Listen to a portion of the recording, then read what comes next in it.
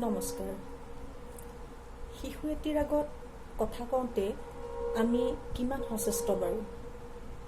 আমাৰ কথাই শিশু এটিৰ মনত কেনেকুৱা ধৰণে প্ৰতিক্ৰিয়া কৰিব পাৰে এই বিষয়ে আমি কেতিয়াবা ভাবি চাইছোনে? শিশু মন এটি আমি ধেমালিতে বা নভবাকৈয়ে কোৱা কথা কিছুমানে তাক কেনেকুৱা ধৰণে বিচলিত কৰিব পাৰে সেই বিষয়েই কিছু ব্যক্তিগত অভিজ্ঞতাৰ বিষয়ে আজি কম। মই দুটি সন্তানৰ মাতৃ। প্ৰথম সন্তানৰ 3.5 বছৰ পিছত মই যেতিয়া দ্বিতীয়বাৰৰ বাবে মাক হ'বলৈ ওলাইছিলোঁ, তেতিয়া মই নিজক প্ৰস্তুত কৰাৰ লগে লগে মোৰ প্ৰথম সন্তানটিকো মোৰ ল'ৰাটিকো সমানেই প্ৰস্তুত কৰিছিলোঁ বা কৰিবলৈ চেষ্টা কৰিছিলোঁ। প্ৰস্তুত কৰা মানে তাক মানসিকভাৱে প্ৰস্তুত কৰিবলৈ চেষ্টা কৰিছিলোঁ যে ঘৰলৈ এটি নতুন সদস্য আহিব আৰু সেই সদস্যৰ আগমনত সি যাতে নিজকে অসুৰক্ষিত অনুভৱ নকৰে। অসুৰক্ষিত মানে যে সি ঘৰৰ প্ৰথম সন্তান, স্বাভাৱিকভাৱেই সি ঘৰৰ সকলোৰে মৰমৰ, পৰিয়ালৰ সকলোৰে আদৰৰ, গতিকে নতুন সন্তানটিৰ আগমনৰ লগে লগে বা নতুন সদস্যজনৰ আগমনৰ পিছত তাৰ মৰমৰ ভাগ বতৰা হৈ যাব নেকি বা তাক মাক দেউতাকে কমকে মৰম কৰিব নেকি, এনেকুৱা ধৰণৰ শংকাত যাতে সি নুভোগে তাৰ বাবে তাক মই আগতীয়াকৈ মানসিকভাৱে প্ৰস্তুত কৰিবলৈ চেষ্টা চলাইছিলোঁ। মই ঘৰুৱাকৈ নিজাকে সেনেকৈ চেষ্টা কৰি আছিলোঁ। কিন্তু সেই সময়তে আমাৰ ওচৰ চুবুৰীয়াই হওক বা ৰিলেটিভ অঙহী বঙহীৰ ভিতৰৰ কিছুমান মানুহেই হওক তাক জোকাবলৈকে ধেমালিৰ চলেৰে প্ৰায়ে কোৱা কৰিছিল যে এতিয়াতো ঘৰলৈ তোমাৰ ভাইটি বা ভণ্টি আহিব, গতিকে তোমাক আৰু মায়ে ইমান মৰম নকৰে, মায়ে নতুন ভাইনাকহে মৰম কৰিব, দেউতাই বস্তু আনি নিদিব, এনেকুৱা ধৰণে তাক জোকোৱাৰ বাবে তাক মানে তেওঁলোকৰ বাবে সেইটো ধেমালি আছিল। তাক জোকাই চাইছিল, সি অকণমান আপত্তি কৰে, সি খং কৰে, সেইটোতে তেওঁলোকে আমোদ পায়। তেওঁলোকে ক'লে, তাক অকণমান জোকালে আৰু তেওঁলোক গুচি গ'ল। কিন্তু তেওঁলোকে ধেমালিতে কৈ যোৱা সেই এষাৰ কথাই তাৰ মনত কেনেকুৱা প্ৰতিক্ৰিয়াৰ সৃষ্টি কৰিলে বা সি কথাষাৰ কেনেভাৱে গ্ৰহণ কৰিলে এই বিষয়ে তেওঁলোক বুলিয়েই নহয়, আমি প্ৰায়েই সমাজৰ প্ৰায় আমি 90% মানুহেই কেতিয়াও চিন্তা কৰি নাচাওঁ। শিশু এটিক জোকাওনো, তাৰ প্ৰতিক্ৰিয়া চাবৰ বাবে তাৰ লগত ধেমালি কৰোঁ, কিন্তু আমি ধেমালিতে কোৱা কথাষাৰে তাক অন্তৰত ক'ৰবাত আঘাত দিলে নেকি বা সি কথাষাৰ কেনেভাৱে গ্ৰহণ কৰিলে আমি কেতিয়াও তাক বুজি চাবৰ চেষ্টা নকৰোঁ। ময়ো এই কথাটোক লৈ সিমান এটা গুৰুত্ব দিয়া নাছিলোঁ, কাৰণ মই ভাবিছিলোঁ যে মইতো তাক মানসিকভাৱে তাক নিজাকে প্ৰস্তুত কৰিছোঁ, গতিকে সি বাহিৰৰ মানুহৰ কথাত চাগে ইমান বিচলিত নহ'ব। সময়ত যেতিয়া মোৰ ছোৱালীজনীৰ জন্ম হ'ল, মই ঘৰলৈ আহিলোঁ হস্পিটেলৰ পৰা। 3 দিনৰ দিনা ৰিলিজ হৈ 4 দিনৰ দিনা মই যেতিয়া ঘৰলৈ আহিলোঁ, সিদিনাই প্ৰথম মই তাৰ কিছুমান আচৰণত মই লক্ষ্য কৰিলোঁ যে সি অকণমান আনচিকিউৰ্ড ফিল কৰিছে। সি মানে ধৰি লৈছে যে মায়ে এতিয়া ভণ্টিক লৈ পেলাই ব্যস্ত হ'ব চাগে, ভণ্টিকেই মৰম কৰিব চাগে, গতিকে মোক মানে মোৰ মৰমটো ভাগ হৈ গ'ল। মানে মই যিটো বিচৰা নাছিলোঁ ঠিক এনেকুৱা ধৰণৰ এটা পৰিস্থিতি যেন হ'ল, মই তাৰ লক্ষ্য কৰিলোঁ। ঘৰলৈ আহিয়েই কেঁচুৱাটি থৈ বা মই নিজে অকণমান সুস্থিৰ হৈ প্ৰথম তাক মোৰ ওচৰলৈ আনিলোঁ। আনি তাক আশ্বস্ত কৰিবলৈ চেষ্টা কৰিলোঁ মোৰ আচৰণৰ দ্বাৰা, যাতে সি তাৰ মনত যদি কিবা এনেকুৱা শংকা আছেও সি যাতে পাহৰি যায় যে তাক মাকে মৰম নকৰে বা তাৰ মৰমখিনি ভাগ হৈ গ'ল। মই যিমানেই আশ্বস্ত কৰিবলৈ চেষ্টা নকৰোঁ কিয়, কিন্তু তাৰ বাহিৰৰ ফালৰ পৰা আন এটা প্ৰতিক্ৰিয়াই ক্ৰিয়া কৰি থাকিল। সেয়া হ'ল এইবাৰ খবৰ ল'ব অহা মানুহখিনি। তেওঁলোকে কেঁচুৱাৰ খবৰ ল'বলৈ আহিল আৰু যাওঁতে বা আহোঁতে তাক সেই কথাষাৰ শুনাবলৈ নাপাহৰিলে যে এতিয়া তোমাক আৰু মায়ে মৰম নকৰে। আৰু সেই কথাষাৰে তাৰ মনত এনেকৈ ৰেখাপাত কৰিলে যে তাৰ পিছৰ পৰ্যায়বিলাকত তাৰ আচৰণত, তাৰ ব্যৱহাৰত সেইবিলাক প্ৰকাশ পাবলৈ ধৰিলে।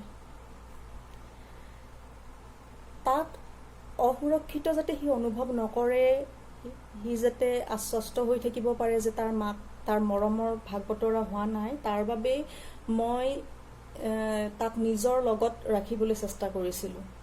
চিজাৰিয়ানৰ কৰা মানুহ, চিলাই, ইপিনে কেঁচুৱা, তথাপি 5 দিনৰ পৰাই তাক ৰাতিপুৱাৰ পৰা ৰাতি টোপনি যোৱালৈকে যিমানখিনি কাম তাক কৰি দিব পাৰি, তাক লগত ৰাখিব পাৰি, মই তাক ৰাখিবলৈ চেষ্টা কৰিছিলোঁ আৰু কৰি দিছিলোঁ। ৰাতি মোৰ বিচনাত টোপনি যোৱাৰ পিছত লাহেকৈ দেউতাকে তাক দাঙি লৈ যায়। কিন্তু তাৰ মনত এই বাহিৰা মানুহখিনিয়ে যে কৈ থকা কথাখিনিয়ে তাৰ মনত এটা প্ৰতিক্ৰিয়া কৰি থাকিল, সৃষ্টি এটা হৈ থাকিল। সেইটো কথা আমি গমেই নাপালোঁ তেতিয়া সেইখিনি সময়ত। কিন্তু সেইটো সি লাহে লাহে তাৰ আচৰণত প্ৰকাশ পালে। মোৰ ছোৱালীৰ জন্ম ডিচেম্বৰত, ঠাণ্ডাৰ দিন। জানুৱাৰী মানত এদিন যেতিয়া তাইক মই চোতালত তেল মালিচ কৰি গাত ৰ'দ লগাই আছিলোঁ ৰাতিপুৱাৰ সময়, ওচৰতে তাক বহুৱাই লৈ পেলাই তাৰ কিবা হোমৱৰ্ক আছিল, সেইখিনি মই তাক কৰাই আছিলোঁ।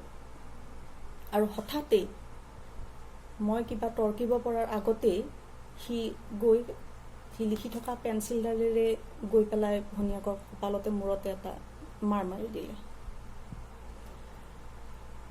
প্ৰথম সেইটো প্ৰতিক্ৰিয়াতে মই গম পালোঁ, মই হঠাৎ চক খাই গ'লোঁ, কিয় এনেকুৱা কৰিলে। তাৰপিছত মই ভাবিলোঁ যে ই অসুৰক্ষিত, নিজকে অলপমান ভাবিছে যে এতিয়া ভণ্টিয়ে বেছি মৰম পাব বা মায়ে ভণ্টিকহে বেছি সময় দিছে চাগে, এনেকুৱা তাৰ মনত এটা আহিছে, গতিকে সি সেনেকুৱা কৰিছে। তাক মই কোচত ল'লোঁ আৰু তাক বুজাবলৈ চেষ্টা কৰিলোঁ যে এইটো এনেকুৱা কৰিব নাপায়, তাই তোমাৰ ভণ্টি আৰু তাই ডাঙৰ হ'লে তোমালোক দুয়োটাই লগ হৈ দুয়োটাই খেলিব পাৰিবা, দুয়োটাই একেলগে থাকিব পাৰিবা। সেইখিনি সময়ত সি আশ্বস্ত গ'ল, কিন্তু কথা সিমানতে শেষ হোৱা নাছিল। তাৰ কিছুদিন পিছত এদিন তেনেকৈয়ে তাইক মালিচ কৰি, গা ধোৱাৰ আগতে মালিচ কৰি মই ৰ'দত জোলনাখনতে থৈ দিছোঁ। সেই সময়ত আমাৰ ঘৰৰ কিবাকিবি সৰু সুৰা কাম চলি আছিল বাবে তাৰ বাবে আনি থোৱা বালি অকণমান চোতালৰ কাষতে আছিল। আৰু হঠাৎ মই কিবা এটা কৰি থকাৰ আছিলতে সি এমুঠি বালি লৈ পেলাই তাইৰ গাত মাৰি দিলে। মই হতভম্ব হ'লোঁ। তথাপি তাক একো নকলোঁ, তাক আকৌ বুজাবলৈ চেষ্টা কৰিলোঁ যে এনেকুৱা কৰিব নাপায়, ইমান সৰু কেঁচুৱা, ইমান সৰু, তোমাৰেই ভণ্টি, তোমাকে দাদা বুলি মাতিব, গতিকে বালিটো তাইৰ চকু তাই টোপনি গৈ আছিল বুলিহে, নহ'লে চকুত সোমালে সেইখিনি এটা অভাৱনীয়, এটা হতভম্ব হ'বলগীয়া পৰিস্থিতি। যি কি নহওক, কিছু সময় নিজকে কৰি পেলাই মই পৰিস্থিতিটো চম্ভালি ল'লোঁ আৰু তাক আকৌ আশ্বস্ত কৰিবলৈ চেষ্টা কৰিলোঁ। ইতিমধ্যে মই তাক যিমান পাৰোঁ সময়, তাইক টোপনি নোযোৱা সময়খিনি বা তাইক খোৱা সময়খিনিত বাদে তাইক অকলে ৰাখি যিমানখিনি সময় পাৰোঁ তাক খোৱা, পিন্ধোৱা, গা ধোৱা সকলো মই নিজেই কৰিলোঁ তাক আশ্বস্ত কৰিবলৈ। এনেকৈ দিনবোৰ গ'ল, কিন্তু মই ভাবিলোঁ সি চাগে এডজাষ্ট হ'ল, তাৰ চাগে মনটো এতিয়া মুকলি হ'ল, কিন্তু মই ভবাৰ দৰে হোৱা নাছিল। ছোৱালীৰ তেতিয়া 1.5 বছৰ বয়স। সেইদিনাখন দুইটাকে গা পা ধুৱাই একেলগে খেলিবলৈ দি মই মোৰ ভাগে কাম কৰিবলৈ ঠিক ৰুমৰ পৰা ওলাই আহিছোঁ মাত্ৰ, অলপ পিছতে ছোৱালীয়ে খুব এটা বিকট চিঞৰ এটা মাৰিলে। একে দৌৰে ৰুমলৈ আহিলোঁ। আহি দেখিলোঁ তাই বুজাই দিব পৰা নাই, মোক হাতখন দেখাই আছে, ইয়াত মাৰিলে। আৰু সি নিজেই ঘটনাৰ পৰিস্থিতিত সি নিজে হতভম্ব টাইপৰ হৈ এঠাইত থৰ হৈ থিয় হৈ আছে। খুব খং উঠিল, হঠাৎ কি জানো হ'ল, তাক 2 এচাট লগালোঁ, দি পেলাই কি কৰিলে সুধিলোঁ। সি কিন্তু মোক ক'লে, মই হাতখন পকাই দিলোঁ।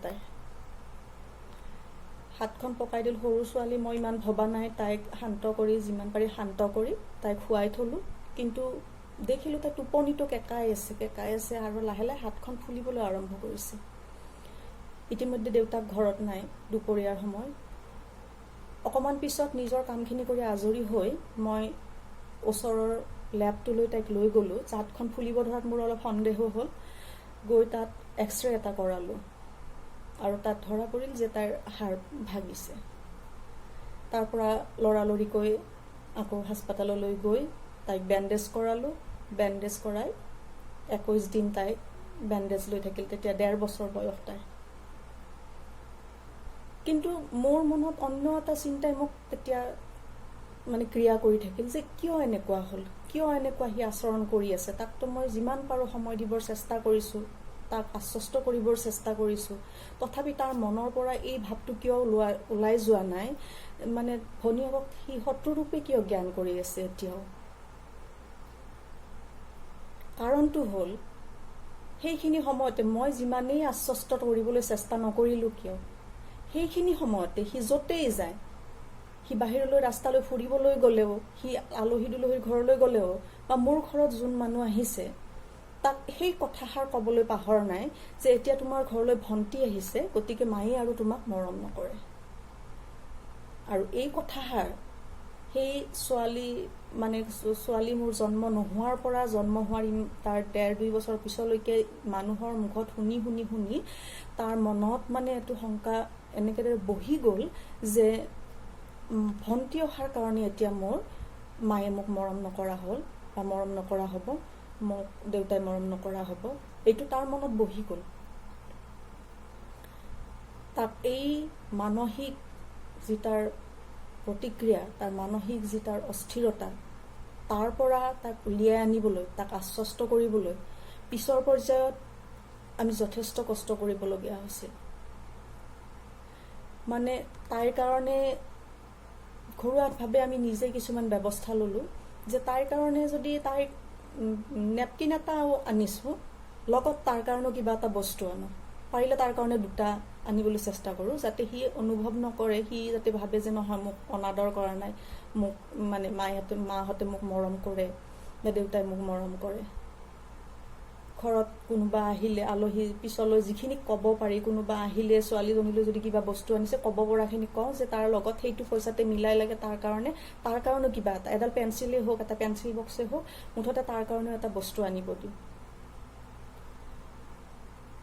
এনেদৰে কৰি কৰি কৰি এতিয়া বৰ্তমান সময়ত সি নিজক সুস্থিৰ কৰিব পাৰিছে। মানে তাৰ সেই শংকাটো প্ৰায় নোহোৱা, যে প্ৰায় শব্দটো কিয় ক'লোঁ, তাৰ মনত এই কথাটো এনেদৰেই বহি গ'ল যে সি এতিয়াও হঠাৎ কিন্তু প্ৰতিক্ৰিয়াটো কৰিবলৈ সি নাপাহৰে।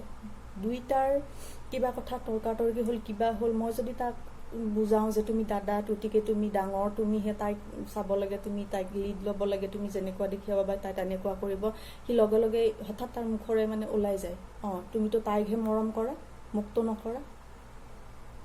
গতিকে এতিয়া মই এনেকুৱা কৰোঁ যে 2টাৰ যেতিয়া কিবা কথাক লৈ আপত্তি বা তৰ্ক বিতৰ্ক হয়, পৰাপক্ষত মই সিহঁতৰ কাজিয়াৰ মাজত নোসোমাওঁ।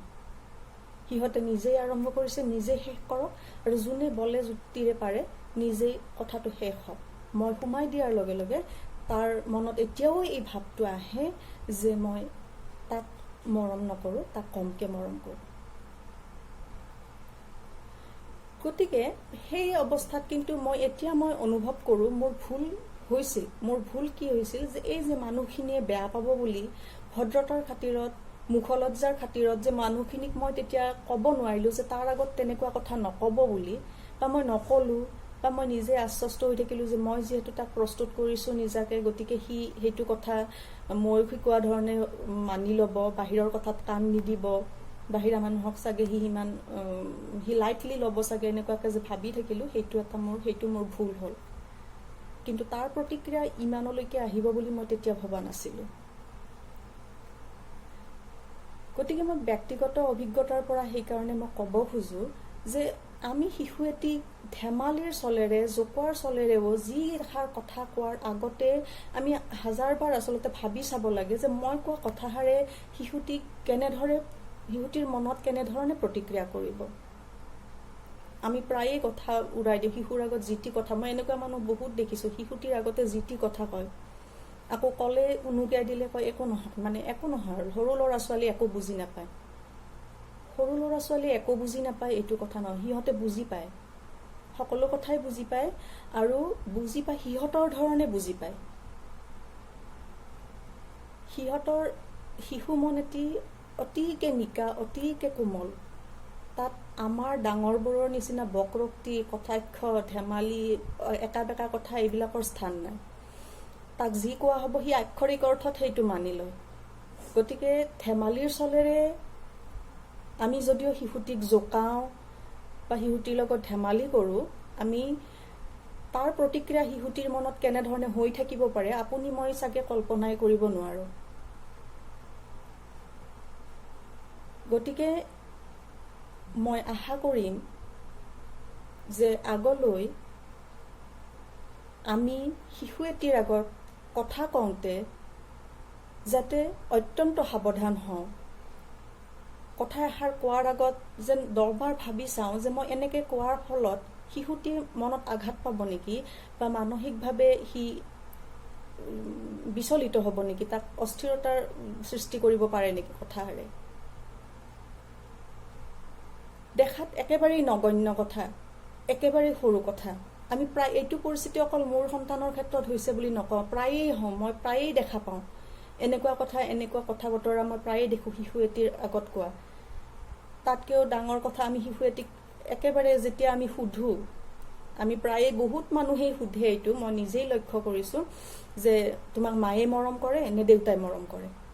আপুনি ভাবকচোন, শিশু এটিক আপুনি মৰমখিনি ভাগ বতৰা কৰিবলৈ শিকালে সি কি উত্তৰ দিব? বেছিভাগ শিশুৱেই বিব্ৰত হয়, 99% শিশুৱেই সেই সময়ত বিব্ৰত হয় আপোনাৰ মোৰ এই প্ৰশ্নটি শুনি যে মোক দেউতাই মৰম কৰে নে মায়ে মৰম কৰে। আপুনি মৰমখিনিক আমি ভাগ বতৰা কৰাবলৈ শিকালোঁ তাক, আৰু সি সেইটো কথা সহজে ল'ব নোৱাৰে, সি খুব টান পায়, আৰু সেইটো কথাই তাৰ মনত যথেষ্ট ক্ৰিয়াৰ সৃষ্টি কৰে। দুজন মানুহ একেলগে থাকোঁতে ইজন ভাল নে সেইজন ভাল, তোমাৰ মায়ে ভালকৈ ভাত বনায় নে তোমাৰ পেহীয়ে ভালকৈ ভাত বনায়, তোমাক আইতাই মৰম কৰে নে দেউতাই মৰম কৰে, এইবিলাক অবান্তৰ প্ৰশ্ন, আৰু এইবিলাক প্ৰশ্নই শিশুটিক বিচলিত কৰে, তাক মানসিকভাৱে অস্থিৰ কৰে। গতিকে শিশু এটিক লগত ধেমালি কৰাৰ আগতে, ধেমালি কৰি কিবা এষাৰ কোৱাৰ আগতে আমি যথেষ্ট সাৱধান হোৱা উচিত। মোৰ নিচিনা এনেকুৱা সমস্যা চাগে আপোনালোকৰো কোনোবাই ভোগ কৰিছে বা কৰা নাই যদিও চাগে, যদি মন কৰা নাই চাগে এতিয়া মন কৰিব যে আপোনাৰ মোৰ বা আপোনাৰ অঙহী বঙহীৰ এনেকুৱা কথা শুনি আপোনাৰ শিশুটিয়ে মানসিক অশান্তি ভোগ কৰিছে নেকি, মানসিকভাৱে সি ইনচিকিউৰ ফিল কৰিছে নেকি। এই সৰু সৰু কথাবিলাকেই দম খাই খাই এটা সময়ত শিশুটিক মানসিকভাৱে, যিটো আমি ডিপ্ৰেশ্যনৰ বুলি কওঁ, তাক ডিপ্ৰেশ্যনৰ ফালে লৈ যাব পাৰে। এনেকুৱা আৰু ঘটনা আছে, এনেকুৱা ঘটনা আৰু তাৰ লগত ঘটিছে, মোৰ ক্ষেত্ৰত, মোৰ সন্তান দুটিৰ ক্ষেত্ৰত ঘটিছে। মই পিছলৈ আকৌ আপোনালোকৰ লগত এই বিষয়ে ক'ম, যাতে আহিবলগীয়া আন 10টি শিশু এনেকুৱা বিপৰ্যয়ৰ সন্মুখীন নহওঁ, যাতে নহয়, আপোনালোকে যাতে তাক সুৰক্ষা দিব পাৰে। আৰু প্ৰথম কথা, মই যিটো ভুল কৰিছিলোঁ যে এই যে বাহিৰা মানুহে কোৱা কথাষাৰ ভদ্ৰতাৰ খাতিৰত আমি যে মানুহজনক বাধা নিদিওঁ, এইটো ভুল যাতে আপোনালোকে নকৰে। এনেকুৱা ধৰণৰ প্ৰশ্নৰ অৱতাৰণা হ'লেই আপোনালোকে শিশুটিৰ স্বাৰ্থত সেই মানুহখিনিক বাধা দিবলৈ চেষ্টা কৰক, যে এনেকুৱা অবান্তৰ কথা বা অবান্তৰ প্ৰশ্ন যাতে শিশুটিক নকৰে। আহক, শিশু এটিৰ মানসিক সুস্বাস্থ্য ৰক্ষাৰ স্বাৰ্থত বা শিশুটিক মানসিকভাৱে সুস্থ কৰি ৰখাৰ স্বাৰ্থত আমি এনেদৰে প্ৰতিবাদ কৰিবলৈ শিকোঁ। ধন্যবাদ।